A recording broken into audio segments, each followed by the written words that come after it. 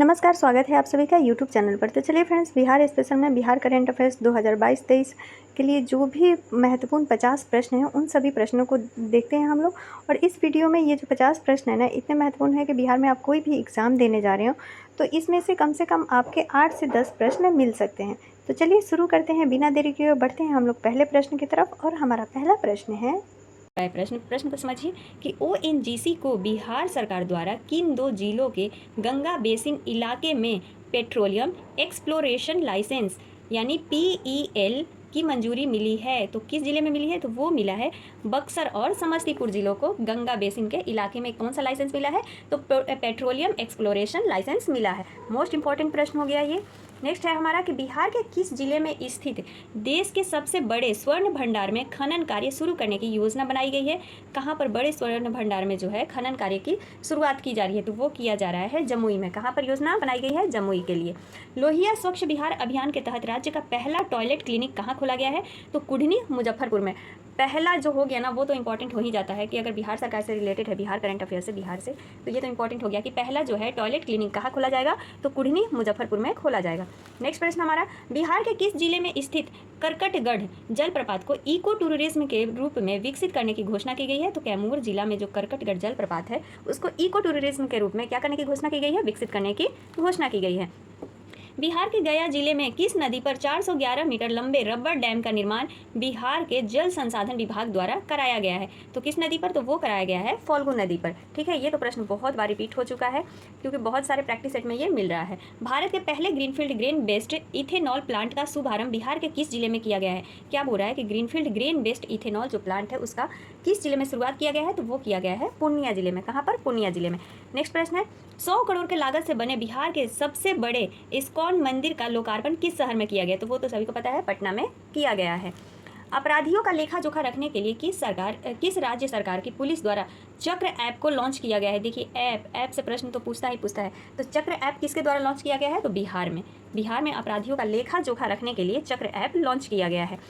Bihar police द्वारा राज्य में गंभीर अपराध के अपराधियों की गिरफ्तारी और शराबबंदी की कार्रवाई को लेकर किस विशेष अभियान की शुरुआत की गई है? तो वो किया गया है ऑपरेशन प्रहार। किसका शुरुआत किया गया है? ऑपरेशन प्रहार का शुरुआत किया गया है।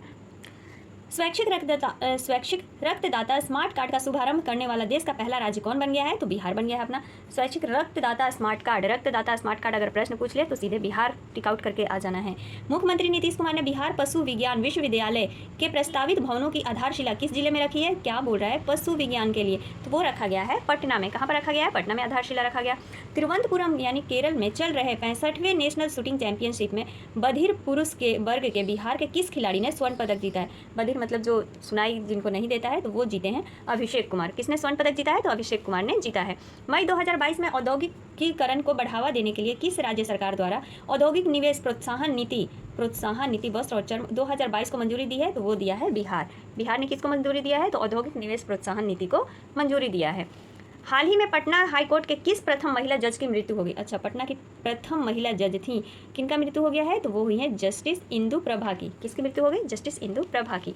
नेक्स्ट प्रश्न, पर्यावरण के अनुकूल उपायों का बेहतर उपयोग के लिए बिहार के किस स्टेशन को इंडियन ग्रीन बिल्डिंग काउंसिल द्वारा प्रतिष्ठित गोल्ड रेटिंग दी गई है? अच्छा, प्रश्न देखिए, 15 प्रश्न है हमारा। पर्यावरण के अनुकूल उपायों का बेहतर उपयोग के लिए बिहार के किस स्टेशन को इंडियन ग्रीन बिल्डिंग काउंसिल द्वारा प्रतिष्ठित गोल्ड रेटिंग दिया गया है? किस स्टेशन को दिया गया है? तो वो दिया गया है बापू धाम मोतिहारी स्टेशन को। किसको? बापू धाम मोतिहारी स्टेशन को। बिहार सरकार ने स्नातक पास करने वाली छात्राओं को कितने रुपए की आर्थिक सहायता देने की घोषणा की है? तो वो किया है 50,000 रुपया। कितना? 50,000 रुपया देने की घोषणा की है।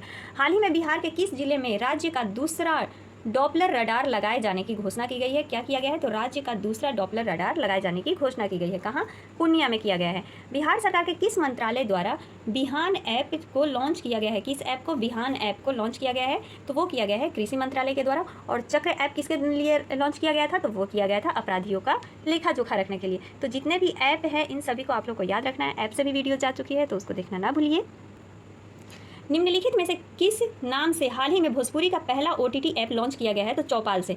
चौपाल नाम से भोजपुरी का पहला OTT ऐप लॉन्च किया गया है। बिहार के किस जिले में 200 एकड़ में रामायण मंदिर का निर्माण कार्य शुरू कर दिया गया है, अच्छा शुरू किया गया, तो वो किया गया है पूर्वी चंपारण में। कितना फीट, तो 200 एकड़ में रामायण मंदिर का निर्माण किया जा रहा है। और कहाँ पर सीता माता का मंदिर, वो मूर्ति बनाई जा रही है, तो सीतामढ़ी में बनाई जा रही है, सीतामढ़ी में। ठीक है, अगला प्रश्न है हमारा, बिहार में जातीय जनगणना की शुरुआत कब से की गई है? तो बिहार में जातीय जनगणना की शुरुआत 7 जनवरी 2023 से चालू हो गया है। कब से? 7 जनवरी 2023 से जातीय जनगणना की शुरुआत, जातीय जनगणना की क्या हो गई है? शुरुआत हो गई है। हाल ही में बिहार सरकार ने पटना में कितने मीटर से अधिक ऊंचाई वाले सभी भवनों को विद्युत सुरक्षा ऑडिट देने का आदेश दे दिया है, ऑडिट का आदेश दिया है। तो कितने मंजिले? तो 15 मीटर से, जो भी पटना में मीटर से अधिक ऊंचाई वाला सभी भवन है उनको क्या कह दिया गया है कि विद्युत सुरक्षा ऑडिट का आदेश दे दिया गया है लगाने के लिए। ठीक है, तो कितना मीटर? 15 मीटर। अगला प्रश्न है, बिहार के किन जिलों में 200 मेगावाट सौर ऊर्जा उत्पादन के लिए Bihar state power holding company limited तथा सतलज जल विद्युत निगम के बीच समझौता हुआ है? किनके किनके बीच? तो Bihar state power holding company और सतलज जो जल है उनके बीच क्या हुआ है? समझौता हुआ है। तो कहाँ पर? बांका और जमुई जिला में। किन जिलों में? बांका और जमुई जिलों में ये समझौता हुआ है। नेक्स्ट प्रश्न है हमारा कि निम्नलिखित में से कौन सा एयरपोर्ट मैथिली भाषा में उद्घोषणा करने वाला भारत का पहला एयरपोर्ट बन गया है? मतलब वहाँ पर मैथिली भाषा में अनाउंसमेंट होता है, तो कौन सा बन गया है? दरभंगा एयरपोर्ट।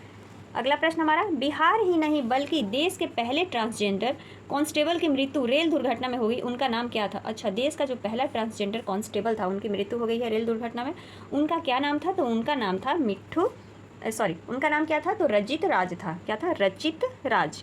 आंसर हो गया ए हमारा। बिहार राज्य वन एवं पर्यावरण मंत्रालय द्वारा बिहार के किस जिले में पर्यटन को बढ़ावा देने के लिए मंकी पार्क बंदर बगीचा स्थापित किया जाएगा? कहाँ पर किया जाएगा? तो वो किया जाएगा अररिया जिले में। किस जिले में? अररिया जिले में मंकी पार्क यानी बंदर बगीचा स्थापित किया जाएगा।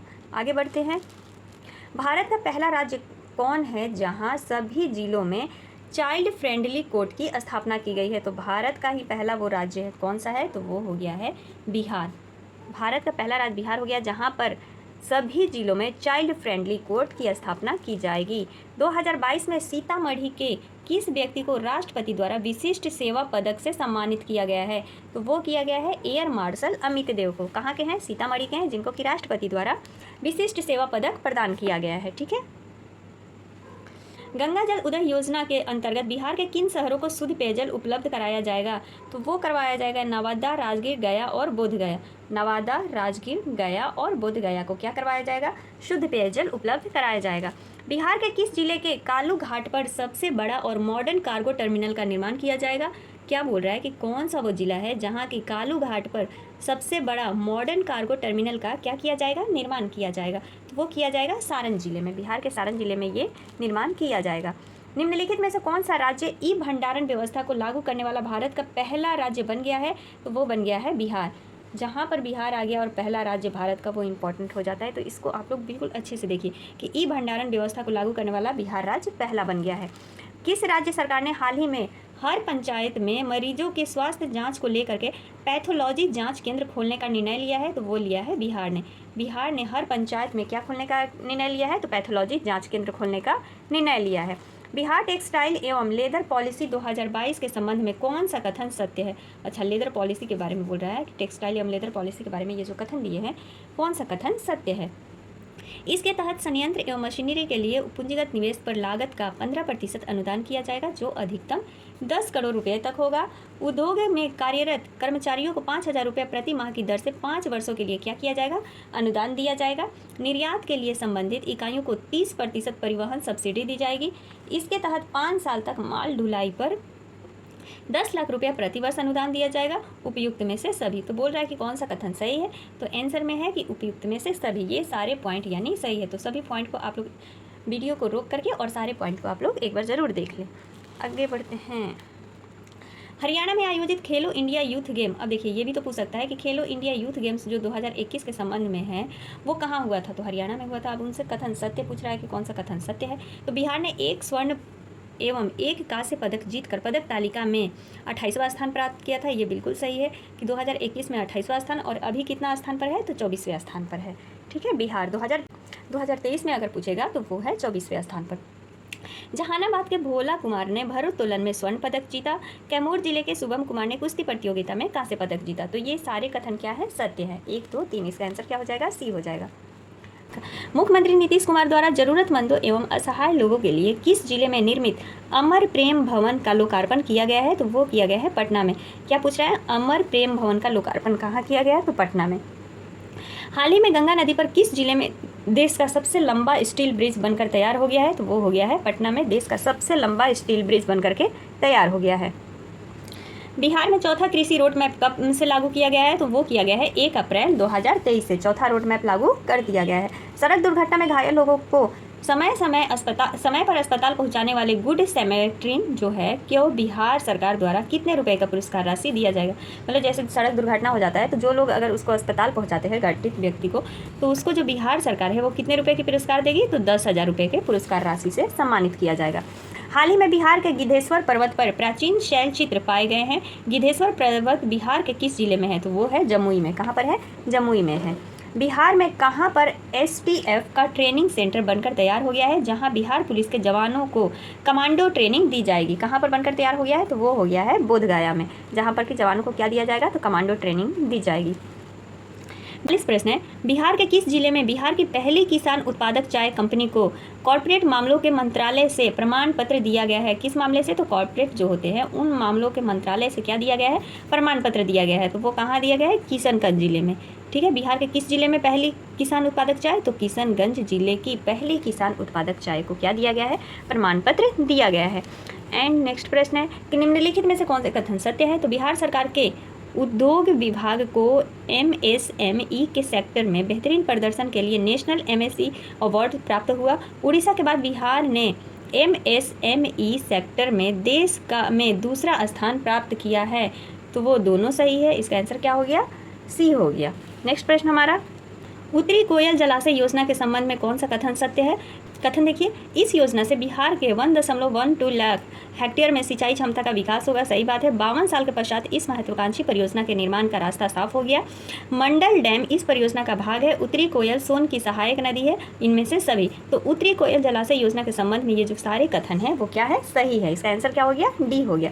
44 प्रश्न है हमारा, निम्नलिखित में से किस पुस्तक के लिए लेखक मुरली मनोहर श्रीवास्तव को इंडिया बुक ऑफ रिकॉर्ड 2022 से नवाजा गया है? तो वो नवाजे गए हैं शहनाई वादक उस्ताद बिस्मिल्लाह खां को। किसको? शहनाई वादक जो है उस्ताद उन बिस्मिल्लाह खां को किससे नवाजा गया है? तो मुरली मनोहर श्रीवास्तव को इंडिया बुक ऑफ ऑर्डर 2022 से नवाजा गया है। ठीक है, किस पुस्तक के लिए पूछा था? तो ये उनकी पुस्तक थी। सर्वाइकल कैंसर से सुरक्षा प्रदान करने के लिए पटना के ज्ञान भवन में किशोरी और महिला स्वास्थ्य के क्षेत्र में किस परियोजना की शुरुआत की गई है?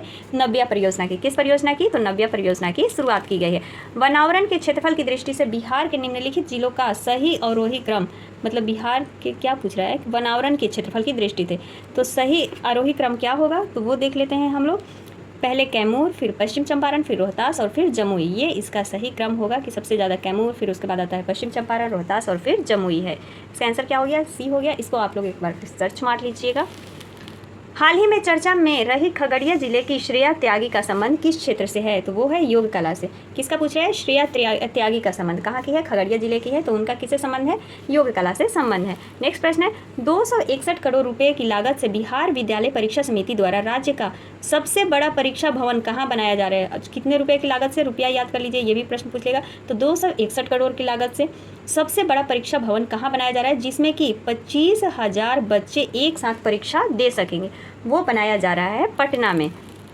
अगला प्रश्न है, किस रेल मंडल क्षेत्र के न्यू जलपाईगुड़ी रेलवे स्टेशन से ढाका के बीच चलने वाली मिताली एक्सप्रेस का परिचालन जून 2022 से किया गया? किस जिले में किया गया है? तो कटिहार मंडल में किया गया है। किस रेल मंडल में? तो कटिहार रेल मंडल में किया गया। एंड हमारा लास्ट 50वां प्रश्न है कि बिहार के किस जिले के ब्रह्मपुर में राज्य का पहला बायोगैस प्लांट स्थापित किया गया है? तो ब्रह्मपुर कहाँ पर है भैया? तो वो है बक्सर जिला में। तो वहीं पर बायोगैस प्लांट स्थापित किया जाएगा।